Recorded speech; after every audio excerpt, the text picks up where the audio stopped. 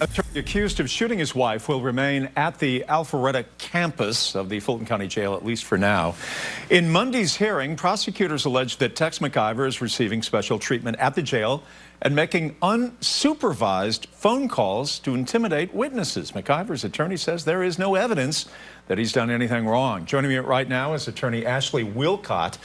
And this story is curious to me. Anybody else who is accused of such a crime as is Tex McIver, we wouldn't be hearing a peep from him. Now we're seeing all of this jockeying between two sides, trying to figure out which jail he should be in. Why is that at issue? Right. You know, Jeff, this is the craziest case, and we all want to watch and stay tuned, and it shouldn't be an issue, but arguably the sheriff has the constitutional authority and requirement to run the jails and to follow their procedure to make sure that inmates are safe and protected. And I don't know why they've moved him. Is there an argument that maybe they felt like for his safety he needed to be moved? Maybe. And then the issue of maybe he's making phone calls to intimidate witnesses.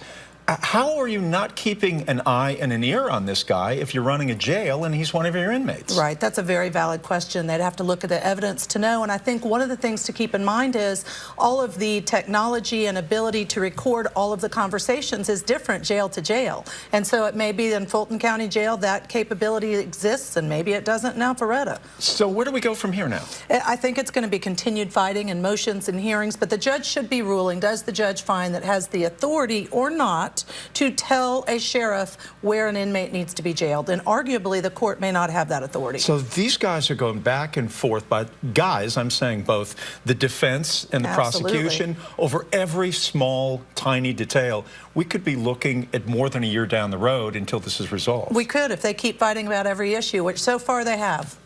So in your estimation, where do we go from here? Let's suppose that they do finally take him back to Atlanta as far as the jail. What's next then? You know, then he's in jail, and I think there'd be more motions and arguments to be made that it's not the best place for him to be, that maybe his safety is at risk. I don't know that it is, but I don't think that necessarily disposes of the issue. There could be more motions asking him to be moved to another location. Is this an example of having money and influence means that you get different treatment? You know, I don't know. That's what some people might argue, and it's hard to know.